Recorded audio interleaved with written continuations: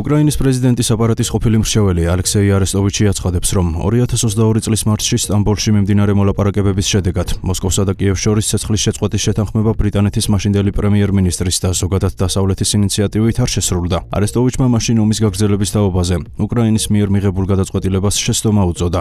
2022 წლის 29 მარტს ხელი მოეწერა შეთანხმება სტამბოლში.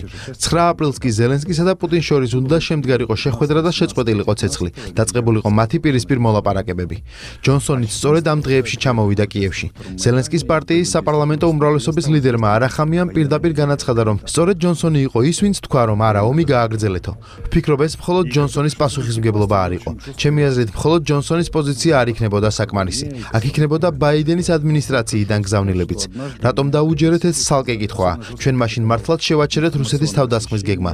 რუსეთი მოლაპარაკებების დროს მოდიოდა დიდ დათმობებზე. ამას ემატებოდა ბუჩას ტრაგედიის ტრამვებიც და ვფიქრობ, უკრაინის მხრიდან უდიდესი სტრატეგიული შეცდომა იყო ომის გაგრძელება.